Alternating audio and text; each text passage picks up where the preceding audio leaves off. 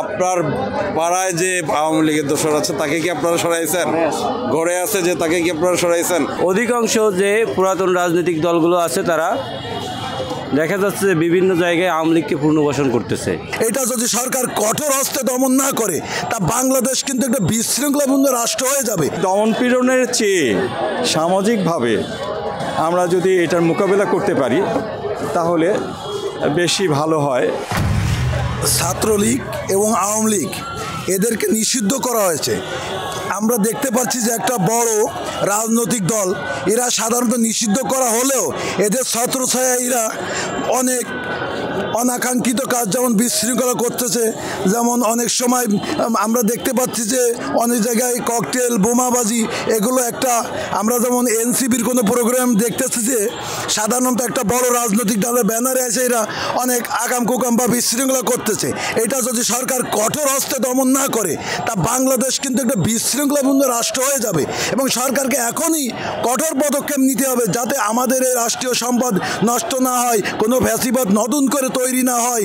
আমরা যারা এই রাজনীতির সাথে সংশ্লিষ্ট বা এনসিপির সাথে আছি আমাদের বিভিন্ন দেখতেছে যে আওয়ামী লীগের বিএনপির বা ওই আওয়ামী লীগের ব্যানারে একটি সংখ্যাগরিষ্ঠ দল আমাদেরকে বিভিন্নভাবে হামলা মামলা দিয়ে হয়রানি করতেছে। প্রশাসন কোনো পদক্ষেপ নিচ্ছে না। আমরা চাই এই সরকার এবং সঠিকভাবে পদক্ষেপ নিক এবং সঠিকভাবে পদক্ষেপ না দিলে দেশে আবার কিন্তু ফ্যাসিবাদ আসার সম্ভাবনা আছে। আর ফ্যাসিবাদ আসলে বিএনপিও বাদ যাবে না।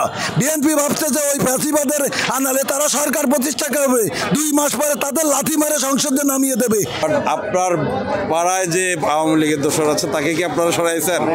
ঘরে আছে যে তাকে কি আপনারা সরাইছেন? আমরা তো দেখতেছি ইনস অ্যান্ড আউট সব জায়গায় সামহাওয়ার আমার ফ্রেন্ড, আমার ভাই, আমার এলাকার, ওকে আমি সরাইতে না পারি অন্তত ভালো করার জন্য আমাকে স্টেপগুলো নিতে হবে। এটা সামাজিক দায়বদ্ধতা। বাংলাদেশ সরকার আওয়ামী লীগের কার্যক্রম নিষিদ্ধ করেছে এবং সন্ত্রাসী সংগঠন হিসেবে ছাত্রলীগকে নিষিদ্ধ করেছে। আমরা দেখতে পাচ্ছি যে আওয়ামী লীগের কার্যক্রম নিষিদ্ধ হওয়ার পরেও তাদের বিভিন্ন কার্যক্রম সোশ্যাল মিডিয়াতে তারা চালাচ্ছে, প্রচার চালাচ্ছে এবং ছাত্রলীগও তাদের অ্যাক্টিভিটিসগুলো সোশ্যাল মিডিয়ায় তারা প্রচারণা চালাচ্ছে। এই ক্ষেত্রে সরকারের কি কোনো দুর্বলতা আছে না আমাদের সামাজিক দায়বদ্ধতাও রয়েছে, কি মনে করেন? সরকারের দায়বদ্ধতা আছে, পাশাপাশি আমাদের নাগরিকদেরও একটা দায়বদ্ধতা আছে। যেভাবে প্রচারণা চালানো হচ্ছে, সরকার পুলিশ বাহিনীকে সেভাবে ব্যবহার করছে না, সেনাবাহিনীকে ব্যবহার করছে না, মানুষের কথা বলার অধিকারটাকে প্রতিষ্ঠিত দেখতে চাচ্ছে এটা মনে হয়। আমরা দেখছি যে মানুষ মুক্তভাবে কথা বলতে পারছে, সবাই পারছে। সেটা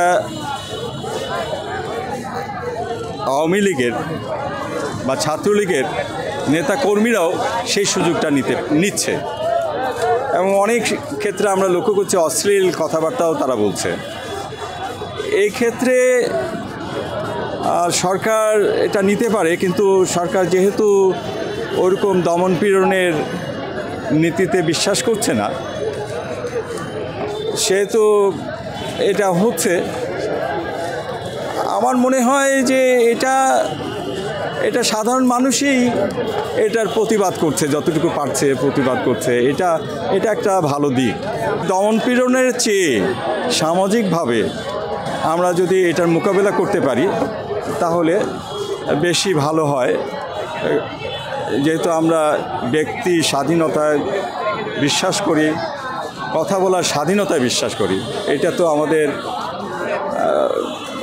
জুলাইয়ের যে প্রেরণা ছিল, অন্যতম একটা বিষয় ছিল যে কথা বলার স্বাধীনতা। স্বৈরাচার যেটা বন্ধ করে দিয়েছিল, তো এটা চলছে। কার্যক্রম নিষিদ্ধ আছে, আইনিভাবে আছে, কিন্তু আমাদের সামাজিকভাবে এটা প্রতিরোধ করা, মানে মোকাবেলা করা। প্রতিরোধ বলতে মোকাবেলা করতে বলছি, যে তারা বলছে সেটাকে বিরোধিতা করা। সোশ্যাল মিডিয়ায় তারা যেটা বলছে সেটার বিরোধিতা করা, এভাবে আমরা এটা মোকাবেলা করতে পারি। অধিকাংশ যে পুরাতন রাজনৈতিক দলগুলো আছে তারা দেখা যাচ্ছে যে বিভিন্ন জায়গায় আওয়ামী লীগকে পুনর্বাসন করতেছে। এই আওয়ামী লীগ এবং ছাত্রলীগ তারাই বিভিন্ন জায়গায় পুনর্বাসিত আওয়ামী লীগ এবং ছাত্রলীগ তারাই বিভিন্ন জায়গায় বিশৃঙ্খলা পরিবেশ তৈরি করতেছে এবং আমরা বিভিন্ন মারফতে জানতে পারছি যে আওয়ামী লীগ এবং ছাত্রলীগ বিভিন্ন জায়গায় তাদেরকে নাকি গেরিলা প্রশিক্ষণ দেওয়া হচ্ছে এবং আমরা এনসিপি এবং জুলাই যোদ্ধা যারা আছে আমরা এই জায়গা থেকে বলতে চাই আওয়ামী লীগ অথবা ছাত্রলীগ যেখানেই মাথাছাড়া দিয়ে ওঠার চেষ্টা করবে আমরা তাদেরকে শক্ত হাতে প্রতিহত করব ইনশাল্লাহ।